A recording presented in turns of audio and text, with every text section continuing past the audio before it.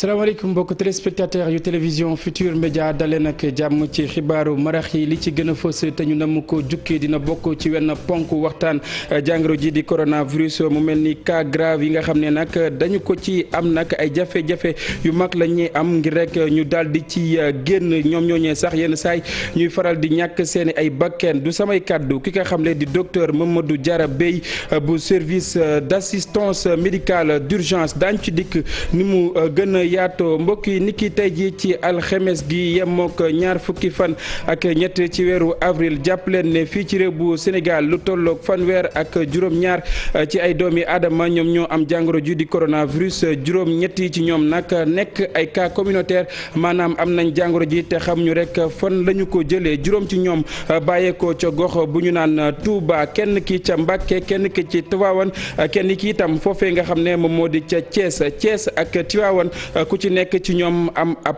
cas communautaire bokk na ci ab taalibe ak benn marchand ambulant taalibe yi nga xam ne ñu ngi am jàngoro ji di coronavirus nag ëlëm lool xel askan wi rawatina ñi nga xam ne rek ñoom ñooy saytu seen àq seen yelleef ba tax rek ñuy sàkku ñu daal di leen di jëlee ci mbedd bi naka noonu itam xool bu baax a baax li nga xam ne moom moo di seen i ay wérgu yaram ca Touba ak itam ca Mbacké mu mel ni dogal ya ñu fa jël ngir daal di tëj yenn ci ay jàbb nag askan wa fa yeewoo respecté nañu ko bu baax a baax ñi nga xam ne ñoom ñoo di autorité administrative yi nag ak itam ay way takk der doxantu woon ca jàbba ñu dippee ko marché Ocass mu mel ni la ñu fa nemmeeku dal na as xel mbokk yi li lépp tënk la bu ngeen taaxiloo tuuti ma dikk ñu faram-fàccee.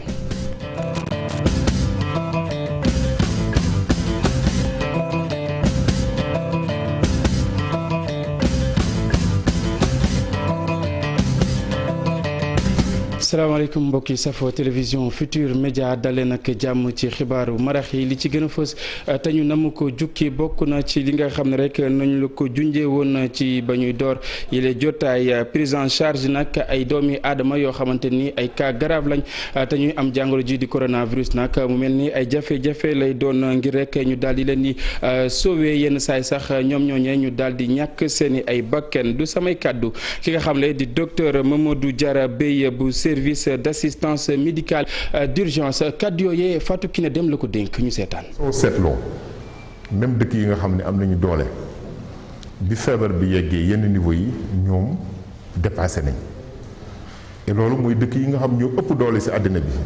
Amérique mun nañu citer États-Unis mun nañu citer France mun nañu citer Espagne mun nañu citer Italie mun nañu citer yi dëkk yu bari yoo xamante ni bi feebar bi yeggee benn niveau yi jaaxle nañ. parce que forme grave yi ni nga koy waxee service de réanimation yi ci service de réanimation yi lañ leen di faje et yembul fenn àddina bi yëpp soo seetee service de réanimation yi yembul suñu dëkk tamit ñun en tout cas li mesure bu am solo bu ñu jël mooy ñaari fardu la ñu am benn fardu bi mooy foog ñu continuer di faj yeneen malade yi nga xamante ni dañ soxla sauvetage waaye tamit foog ñu organiser wu parce que li tax mbir mi metti mooy mënoo leen fajee si même benn place bi parce que soo jëlee koo xam ne amu ko bu nekk sauvetage nga jël kenn koo xamante ni dafa am forme grave Covid mënoo leen boole si benn service bi mënoo leen boole si benn espace bi mënoo leen boole sax parfois si benn hôpital bi et donc loolu day tax déjà dafay manqué. soo seetloo si àddina bi réanimation pose problème réanimation dafa cher. parce que benn malade réanimation benn fan rek mun na équipe li ngay dépenser ci moom ci jumtukaay ci temps ci médicament ci équipement mun na dépasser loo jëlee en charge presque juróom fukki malade yoo xamante ne nekk ñu réanimation. mais soo xoolee ñun daf ñuy dal ci benn malade ci waxtu mun nañ ci dépenser ci équipement loo xamante ni ëpp na léegi 500 000 francs. mbokk yi waxtaan woowee di ngeen ko am ci nu mu gën yaatoo fii ak ay bés wala rek fan yi nii lañu koy amal Fatou Kiné Dem ni ki tey ji nag ci alxemes gi lu tollook fanweer ak juróom-ñaar ci ay doomi aadama ñoom ñoo am jàngoro ji di coronavirus mu mel ni nag juróom-ñetti ci ñoom ay cas communautaire lañ maanaam am nañ bile doomu jàngoro te rek xamuñu fan lañu ko jëlee juróom ci ñoom nekk ca diwaan bu Touba kenn ki Mbacké kenn ki Tivaouane ak itam ca Thiès ñu teewlu docteur Aliou Zoualou Diouf. ci ñetti téeméer ak juróom benn fukk ak juróom ñaari test yi ñu def fanweer ak juróom ñaar ñoo ci positif maanaam ñaar fukk ak juróom ñeent yi ay cas contact lañ juróom ñett yi di ay cas communautaire yu ñu mën a séddale nii ci juróom ñetti cas communautaire yi juróom yi gis nañ leen ci Touba benn bi ci Mbacké benn bi ci Tivaouane ak benn bi ci biir Thiès ñeent ci malade yi ñu hospitalisé woon wër nañu bésu tey amul benn cas grave bu ñu signalé ci suñu structure de santé yi yeneen malade yi nga xam ne ñu ngi leen di hospitalisé ñu ngi am tan. Thiès ak Tivaouane fu ci nekk daal nañ fay nemmeeku ab cas communautaire li lay itam doon ab taalibe ak itam benn marchand ambulant ki xam lu ni mel di docteur Malick Ndiaye Cheikh Anta Diop ak Seylatir ñoom ñoo teewlu ay kàddoom. di benn taalibe boo xam ne sax dafa xawoon a jaaxal parce que prélevé nañ ko ñetti yoon ci ñetteel bi le résultat yi soog a ñëw positif. fii may wax ak yéen lu mat 60 personnes yóbbu nañ leen ci benn hôtel pour def leen confiner leen mais aussi liggéey bi dana continuer parce que affaire taalibe bi dafa compliqué. ñu jël décision peut-être parce que affaire bi nekk na loo xam ne duñ ko mën a supporter sanitairement ñu peut-être ñu delloo leen en attendant mu jax ku nekk ñibbi sa kër. malgré mesure couvre-feu yi ñuy def am na ñoo xam ne aussi dañuy demee ak ñoom lu leen neex rek. parce que effectivement kooku fa am peut-être bëgg ko woon yeneen commerçant yi ñu yóbbu leen en quarantaine ils étaient 14 ñu yóbbu leen ci benn hôtel de la place ñu ngi foofu ñu ngi leen di suivre. taalibe yi am jàngoro ji di coronavirus nag ëlëm lool xelu askan wi rawatina ñi nga xam ne rek ñoom ñooy xeex seen ak seeni ay yelleef di sàkku itam ñu daal di jëlee almoodi yooyu ci li nga xam ne moom moo di mbedd yi delloo leen seeni ay kër laata loolu itam ñu saytu bu baax a baax li nga xam ne moom moo di seeni ay wér-gu-yaram ñu teelu reportage bi nga xam ne Pape Fara Ñing ak Amadou Ba def nañ ko ci. wàll gi ñu wàll ab taalibe fële ci diwaanu Thiès mu am lii di cas communautaire loolu bettul ñi nga xam ne ñoom ñooy défendre droit yu xale yi ndax gisoon nañ li nu mel ñëw moo taxoon àddu nañ ci woon bu yàgg ngir ñu jëlee gone yi ci mbedd mi. parce que ñun yàgg nañu alerter mais commencé woon nañ jël ay mesures parce que lu tax mooy ku nekk xam nga ne xale yi ci mbedd mi di taxawaalu di yalwaan guddeeg bëccëg li ci ëpp wala ci bëccëg gi kese sax buñ ci yemoon. ku nekk la ñuy dem ku nekk la ñuy giseel ku nekk leen di jox ay weccit ku nekk leen di jox ay ndimbal donc contact yooyu ñuy am permanemment ak ñeneen. waajur bu nekk na jël responsabilité téye doom parce que problème bi du ma bàyyi sama doom ak kenn dama koy téyel sama bopp aaral ko sama bopp. fii ci Dakar ñenn ñoo xam ne dañ dem jàngale ci daara dañoo fa bàyyi ndongo yi daal di dem moo tax ñenn ñi ab ONG moo leen jël dalal leen ci benn centre. fii nag dañ fi dalal ay xale taalibe yoo xam ne dugg nañ ci daara yu doy waar te tilimoon comme nag jamono ji lii di yalwaan bi indeetul lu bëree bëri ci la ci seen sëriñ yi daal leen bàyyi toll nañ ci téeméer ak juróom ci taalibe ñoom sax lu ci bëri soo leen waxee taril ñaari saal dund ko mën a taril ndax ci mbedd mi lañ dem nekk lu bëri di yelwaan ñoom ñëpp testé nañ leen daal di leen xool jël seen température ñaari fan yu ne infirmier yi daal di ñëw tamit xool leen. xale yi taalibe yi ñoom ñoo gën a exposé ci jàngoro ji di Covid-19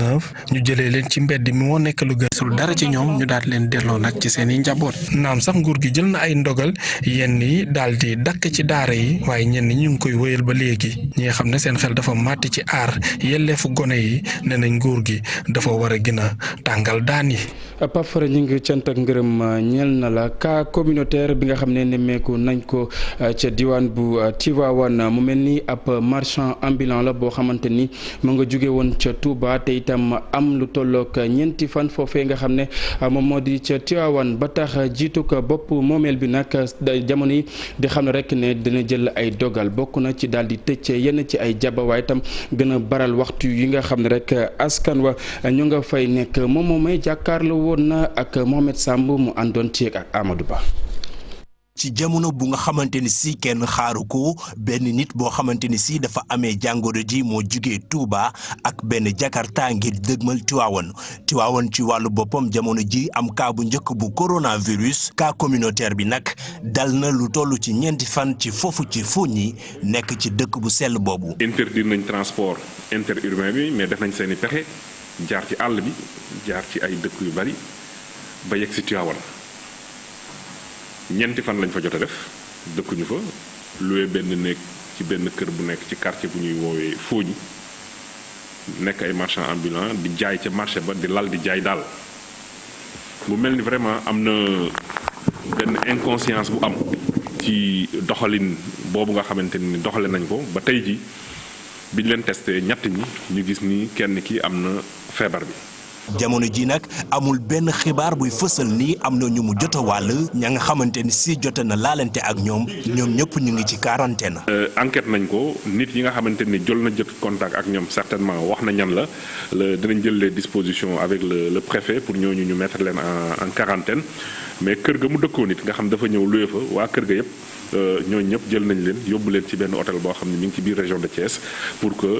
ci période quarantaine bi ñu xool ndax jot na leen a wàll wala jot leen a wàll. bu dee ni nag matuwaay yi ñu war a jël ngir mën a xeex bile feebar bokk moomeel bu Tiwaawan ci wàllu boppam mu ngi dëgmal sax ngir tëj yenn marché ya fa nekk. fi ñuy commencé. bi yenn ci ay sénégalais ba tey mënaguñu respecté anam yu ñu war a jël ngir mucc ci mbas mi donte ni sax foofee ci Tiwaawan ñi nga xamante ni ñoo di bokk moomeel bi ak kilifa diine ya fa nekk jotoon nañu jël seen kàddu ngir xelal askan bi. Mohamed Samb fa wuteek fa nga xam ne moom moo di ca Tiwaawan mu mel ni nag ca Tëngéej ci am na ñaari doomi aadama yoo xamante ni am nañ jàngoro ji di coronavirus mu mel ni itam seen i ay barabu liggéeyukaay yoo xamante ni nekkul ca Tëngéej la ñu ko jëlee ba tax na rek préfet ba rek mi ngi ciy indi ay leeral ay kàddoom Ousseynou Thiam ak Ahmadou Bamba Samb la ko dénk. ndax yàlla musaloon nañu ba dispositif bi nu mettroon en place dans le département lu mat fukki fan ak juróom yoo xam ni amuñu benn cas yu nu amoon wér nañu ba ñibbi seen kër ña nga xam ne ñoom lañ nekkaloo ñu tudd leen ay cas contact aussi fan leen yóbbu woon aussi fukki fan yaak juróom yi jeex na depuis week-end bële passé ba nu ñibbi donc yàlla musaloon ñu si jàngoro ji ba malheureusement démb ñu am ñaari cas yu bees yi ñu am aussi ñu wax ni du lu nu jëlee fii ñooñu ci seen bërëbu liggéeyukaay yeneen liggéey te nekkul sax ci biir département bu Tëngéej ci yeneen département la fa la nekkoon en contact ak nit ñoo xam dañ koo am foofu lañ leen wàllee. officiellement am nañ ñaari cas yu positif yoo xam ni laalante nañu ak fanweeri nit ak juróom yooyu aussi ñu laalante jël nañu suñuy matuwaay ba dinañ leen yóbbu foo xam ni fa lañ leen di dalal pour mën a saytu seen wér-gu-yaram nan lay évoluer. ci Louga ki nga xam ne moom moo fa amoon jàngoro ji di coronavirus nag di Jibi Saw nag mu mel ni daal nañ koy jébbal boromam ni ki tey ji sëriñ boobee nag jàngoro joojee daal na koy wàll ay doomi aadama yu bari ci lim bu takku ci ñooñee nag lu tolloog 20 nit ak benn rek ñoom ñooñu dañuy yëngu ci wàllu kër docteur. dañuy wax ci leneen ki nga xam ne moom moo di professeur Moussa Seydi nag di chef bu service des maladies infectieuses et tropicales bu hôpital Fann moom moomee nag demoon ca diwaan bu Kolda ngir rek daal di fay amal ab doxu nemmeeku ba mu demee itam ca la nga xam ne moom moo di waa kër docteur mu mel ni rek ma ngay rafetlu bu baax a baax nañu rek téye ñi nga xam ne ñoom ñoo di malade yi daañu dikkaat ba tey ci bile élément nu mu gën a yaatoo li nga xam ne itam moom moo di li ñu digle fii ci réew bu Sénégal mu di doomi aadama yi di sol ay masque li itam dina mën a tax jàngoro ji di coronavirus nag doon loo xamante ni dañ koy fàttaliku fii ci réew bu Sénégal naka noonu itam 1 million ci ay masque la ki nga xam ne moom lañ dénk wàllu xëyu ndaw ñi daal di rek jébbal ay tailleur ngir rek ñu daal di ko ci defal ñu seetaan reportage. dikkaat nu mu gën yaatoo dañuy desandi ba tey ci jàngoro ji di coronavirus mu mel ni nag ca diwaan bu Sikicoor ñi nga xam ne nag ñoom ñoo fay nekk nag di ay soxna jamono yi la ñu gën a mën a wëyal seen yiggéey ya nga xam ne rek ñu ngi koy def ca woowule diwaan naka noonu itam lépp lu soxal wàllu cet ga mu mel ni ñu ngi ko fay respecté dañuy teelu reportage bu Ibrahima Diamé ak Fally Gueye. concentration bu mat sëkk ci salle de transformation des produits locaux céréaliers bu mbootaay bile ñuy duppee REFOP jigéen yi yëngu ci wàllu transformation nag bàyyi ñu seen loxo donte nag lii di feebar bile di coronavirus gàllankoor na ay activités yu bëri bëri ñoom nag ñu ngi tàkk seen masque bàyyi xel bu baax a baax ci lépp lu jëm ci wàllu mesure d'hygiène ak prévention di waajal weeru koor gile. nga xam ne production locale la jigéen ñi ñoo ko defar te aussi ñu defar ko ci defar boo xam ne. defar bu sell la moyens yi war a am pour transformer mu sell amuñu ko boo ñëwee fii lépp a ngi fi chaîne de valeur la maanaam day commencé ci dugub ji ñu soq bi ba mu koy transformer mu nekk araw wala fon wala caagri wala leneen lépp a ngi ci biir Ruftak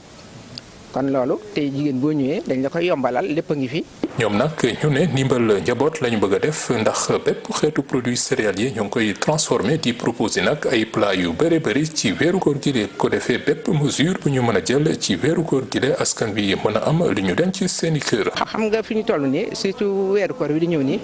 te am na kër yu bëri amuñu conservation bi ñuy def ci fi ñuy denc lu mel ne ay frigo yooyu lii nga xam ne dañ koy transformer nag day wow nga xam ne mun na durer maximum 1 an. léegi kon boo ko jëlee boo ci jëndee lu bari mën nga ko denc di ko jëfandikoo ba du yàqu beneen bi mooy weeru koor boo wooree ba ngoon da ngay soxla naan loo xam ne day tooy nga xam ne da nga koy jëfandikoo nga xam ne lu mel ni fonde doo ko naanee si biir tàng te comme dégg naa coronavirus bi ñëwul lu tàng ngay war a naan waaw boo naanee fonde bu tàng wala nga defar ngurbaan bu tàng. seen produit yooyu le nag ñu ne daanaka ñëpp ci mën a jot muy ku am wala ku ndool képp kum ci mën a doon fu sa poos toll war nga ci mën a am loo suturloo. Ibrahima Diamé ca diwaan bu Kaolack cant ak ngërëm ñeel na la mbokk yi dañuy desandi ci bile mbas ba tey xam ngeen ne bi mu gënee see réew bu Sénégal njiitum réew bu Sénégal itam dafa jël ay dogal ñeel wàll wi naka noonu itam lépp lu soxal wàllu séddaleek li nga xam ne moom moo di dund gi ku ko jiite di rek François Ndiaye tënk li ak ñi xamle ñi nga xam ne rek ñoom ñoo nekk ca wowule kuréel Alhassane Ba moom moo ñu koy xamal. ci liste bi toll nañ ci fanweer. ay entité wala bokk ay institution ñu teewal leen ci équipe bi nag moo fas yéene ànd ak général François Ndiaye ngir ñu fexe nag ba bàyyi gët bépp opération bi nga xam ne jëm na ci force Covid 19. ci ñi nga xam ne ñoo teewal ministère yi directeur général bu BOS bureau opérationnel ak suivi El Ousseyni Kane mi nga xam ne moo teewal ministère suivi plan Sénégal émergent dana ànd ak Abdoulaye Samb secrétaire général teewal ministère des finances ak budget ambassadeur Mame Baba Cissé secrétaire général teewal ministère des affaires étrangères. Ndiogou Diouf secrétaire général teewal ministère du développement communautaire Pierre Ndiaye secrétaire général teewal ministère de l'économie ak Assane Mbeng teewal ministère mi yor wàllum wérgu yaram. pour assemblée nationale ñett lañu Seydi Diouf teewal majorité parlementaire Toussaint Manga teewal opposition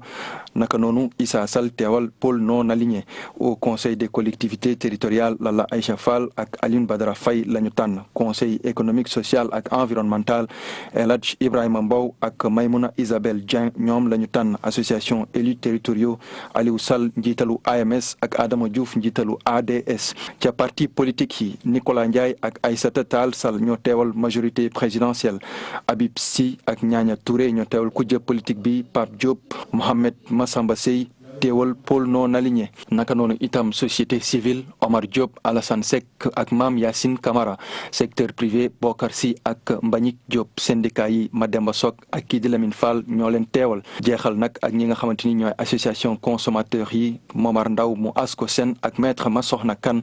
ñoom la ñu tànn ñu gis na nag seen mission am na solo lool ndax coow li ba léegi mu nga wéy ci marché jëm ci wàllum ceeb bi diwlin gi ak suukar si naka noonu itam lépp li nga xamante ni dund la rek ñu jagleel ko askan wi ci jamono ji ñuy dund mbas mi di Covid-19 te ñu jàpp ni sax yorelinam moom ministre Mansour Faye des na am na ci ay yu bëri yi nga xamante ni leeru ci ñuy sàkku nag leeraange ci li nga xam ne mooy jëm ci opération yi mission instance bi nekk li nga xamante ni moo war a garantir leeraange googu ci bépp opération bi nga xam ne nag dana tukkee ci processus bi. Alxasan Ba cant ak ngërëm ñel na la mbokk yi ca syndicat ca diwaan bu Pikine mu mel ni daal nañ fay amal li nga xam ne rek moom moo di désencombrement ngir xàll wi gën a yaa waaye tam bokk na ci rek dogal yi ñu jël ngir coronavirus mbas mi doon loo xamante ni dañ koy fàttaliku fii ci réew bu Sénégal ngir rek ñu daal di nemmeeku li nga xam ne moom moo di wàllu cet gi ca woowule gox bi ñu defee lu ni mel itam ñi nga xam ne rek ñoom ñoo fay yeewoo di rafetlu bu baax a baax lu ni mel Habib Faye ak Modou Diop. xàll yi yaatu na gannaaw ba ndaraan bi jaaree fii dindi lépp la nga xam ne ay lal la woon yu jaaykat yi tegoon fii askan bi yeewoo fii léegi mën nañ noyyi bu baax dem fa ñu bëgg ñoom ñooy waa Fass Marigot tey waxatuñu dara. waaye mënoon nañoo jaay li ñuy jaay yem fa marché ba yem ndax marché bi def na lu ëpp 1 hectare war nañu mën a yem ca marché ba te bàyyi buntu kër nit ñi ñoom it bu nu mënee génn bu nu bëggee dugg. gis seen bopp bi mooy nit ñi amatuñ fuñ jaar fii ambulance mënu foon jaar oto mënu foon jaar amul woon benn accès boo nga xamante ni mënoon naa am fii population bi amoon ko diggante Mbaye Gàkku ak syndicat. ci ndigalu sous-préfet bu arrondissement Dagoudane xàll wile dara tere neetu fi ndaraan bi yóbbu na lépp ñoom ña nga xam ne ñoo nekkoon jaaykat yi lal ci buntu kër askan wi ba sax ñoom mënatuñu dem fenn ngir mën a dox seen soxla. yoon bi dañ ko occupé pendant presque 20 ans anarchiquement te quasiment sax booy romb ci tëli Icotaf bi wala tëli bu mag doo seetlu ni fii nii ci biir en réalité yoon la boo xam ni état bi daf fi investir xaalis bu bëri. gis ngeen askan bi yëpp ni mu génnee mu nekk un grand ouf de soulagement parce que nous étions prisonniers d'une situation boo xam ne créé wuñ ko ay nit ñoo ñu ko imposé mais dañoo soxla autorité yëpp de manière solidaire pour ñu jàkkaarloog ñoom ngir anarchie mu jeex Sénégal pëccoxoo dafa war a jeex ci réew mi. bokk moomeel gi ñoom kaful benn yoon yëkkati lépp la nga xamante ne war na ci ngir ñoom ñu jóge fi te itam ne day samp sax lii di ab comité de suivi. yoo xam ne nii moom mooy surface bi nga xam ne moom lañ daggoon 1976 bi ñu fi taxawal marché bi loolu ñëpp xaj nañ ci ñii ak ñeneen ñu dul ñoom sax xaj nañ fi ñëpp nag incha allah rabi dinañ jàkkaarloog ñoom ngir ñu mën a des ci biir marché bi ndax loolu mooy dëgg. gannaaw ba nga xamante nit jàngoro coronavirus gi dal na fii ci biir Sénégal ku ci nekk yaa ngi jóg di xool ana nan rek ngay moytandikoo waaye lii dafa nekk wokkatu bu dajeeg geesu bu mbébétu njiitum réew mi gën a yeesalaat li nga xam ne moo di marché syndicat bi projet googe ma nga ca yoon bi léegi ñu teg lii di première pierre bi marché syndicat fanweeri at gannaaw ba nga xamante ne sanc nañu ko ci périmètre bu weesu 1 hectare jaaykat yi ñu leen di ñaan ñu gën a yem ci biir. Abi Faye cant ak ngërëm ñaan la mu mel ni foofee nga xam ne moom moo di ca Louga ka fa amoon jàngoro ji di coronavirus nag ñeneen ñoo xamante ni ay cas contact lañ tase nag lim ëpp li nga xam ne moom moo di téeméer mu mel ni nag ñu ngi leen di saytu bu baax a baax mbokk yi jàpp leen itam ni ki ëllëg ci ajjuma ji ñi nga xam ne ñoom ñoo nekk ci réew bu France daañu door li nga xam ne rek moom moo di koor gi commission théologique bu grande mosquée ba fa nag doon saytu li nga xam ne moom moo di wowule weer foofee itam la ñuy jaar daal di buur yële jotaayu xibaar mbokk yi rédaction bi di leen jox dig daje ci kanam tuuti Chérif Diop noppi na ngir faram-fàccee xibaar yi ci kàllaamay tubaab lu mooy loolee itam ñu bàyyi leen ngeen wéy ak programme télévision Futur Média jàngeen jëf.